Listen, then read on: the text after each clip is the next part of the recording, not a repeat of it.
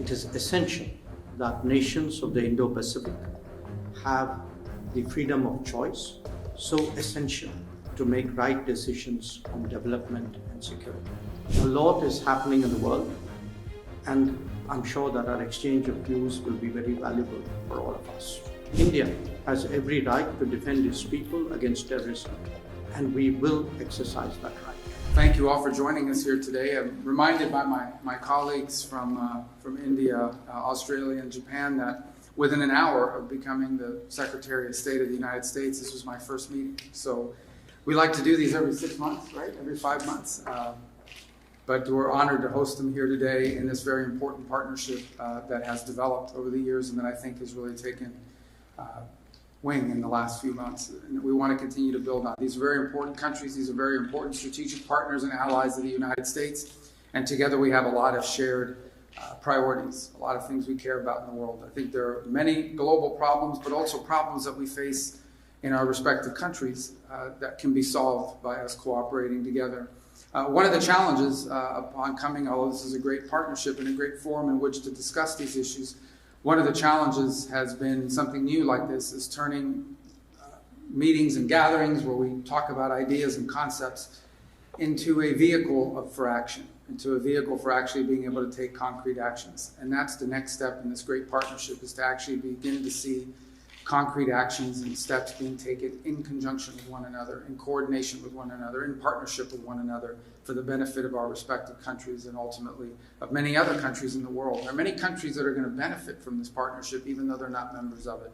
And it's not simply a security matter. It's largely, in many cases, about economic development. In fact, later today, we'll be hosting here in this building a number of companies. I think over 30 or 40 companies was the last count, representing all four of our countries, companies that are doing businesses in these countries or who are domiciled in these countries and who are going to be visiting here to talk about things we can work together on. And there are many topics that we can work on and focus on. One that I've personally been very focused on is diversifying the global supply chain of critical minerals, not just access to the raw material, but also access to the ability to process and refine it to usable material. It's critical for all technologies and for all industries across the board. And so having a diverse and reliable global supply chain of these is just one example of many that we can focus on and build upon and achieve some real progress on.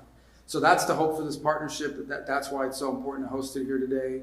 And in addition to the bilateral relationships we have with each of the three partner nations that are here, it's also important within this forum to turn it into one where we begin to focus on specific issues that we want to work together on and begin to deliver action on those issues. And today's the next step in that process. It's an honor to host them. And now I'm going to ask who's become a friend. I've seen him a number of times now in just 6 months on the job, and I was just telling him how much he travels. I follow the news, and every time I see he's somewhere else in the world, so he's been very busy. But my colleague from India, who will be followed by my colleague from Australia, and then of course Japan, who I've also seen quite a number of times. In fact, I've seen you more than my own children, because he's at some of the same forums that we've been on, and it's been an important partnership as well. So I'm grateful to all of you for being here today. Welcome to the State Department. Welcome to Washington.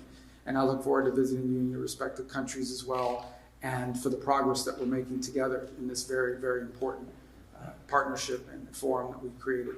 So thank you. Thank you. I'm very pleased to be back in DC for the second time this year for a Quad Foreign Ministers meeting. And let me begin by saying that we're all committed to ensure a free and open Indo-Pacific. To that end, our endeavors are devoted to promoting a rules-based international order. It is essential that nations of the Indo-Pacific have the freedom of choice, so essential to make right decisions on development and security. In the last few months, we have made significant progress in Quad initiatives. They include the maritime domain, logistics, education, and political coordination. We will be discussing that in greater detail. The working of the Quad has also been made more efficient through streamlining the working groups. A more cohesive, nimble, and focused Quad will certainly help deliver better. Quad is about deepening our convergence, and expanding our common ground. I value our consultations on different dimensions of the Indo-Pacific in that regard. A lot is happening in the world, and I'm sure that our exchange of views will be very valuable for all of us. A word about terrorism in the light of our recent experience. The world must display zero tolerance. Victims and perpetrators must never be equated. And India has every right to defend its people against terrorism, and we will exercise that right. We expect our Quad partners to understand and appreciate that. India plans to host the next Quad summit. We have some proposals on how to make that productive. I'm sure so do our partners. We will discuss, and I'm sure we will agree. Once again, I thank Secretary Rubio for hosting us today, and I look forward to our discussions. Thank you. Thanks very much.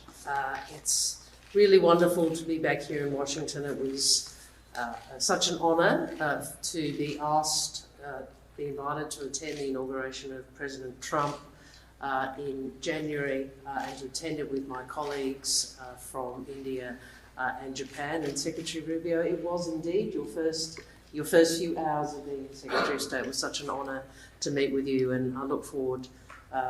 Thank you for the engagement over particularly this last little period with the Middle East, and then obviously we look forward to your visit to the ASEAN set of meetings in our region. We understand how important this partnership is. It is such an important partnership for the world, it's such an important partnership for our region, it's such an important partnership for the countries represented. The importance of our partnership is highlighted by the urgency of the strategic challenges that we all face. In his testimony to his confirmation hearings, the Secretary spoke about the future of the 21st century being made in this region, being shaped in this region, and Australia agrees. This is a very important Quad meeting, as always, and unfortunately we meet against the backdrop of conflict and of escalating competition. So it has never been more important for us to harness our collective strength and peace, for stability, for prosperity in the Indo-Pacific and for all our peoples. These four countries represent nearly a quarter of the world's population and over a third of global GDP. We are independent, sovereign nations. We bring our own perspectives, our own interests, and we also know this, that we are stronger when we work together. Whether it's when we respond to emergencies, as we did, when we together mobilise quickly to support communities affected by the deadly earthquakes in Myanmar, or cooperating on issues which are critical to the region's security and prosperity, such as technology, supply chains and maritime security. Practical cooperation, which is all designed to make all of us safer in a region which continues to change. But I'm very grateful to be hosted again by the Secretary for this, our second Quad meeting in 6 months, and I look forward to the discussion today. Thank you.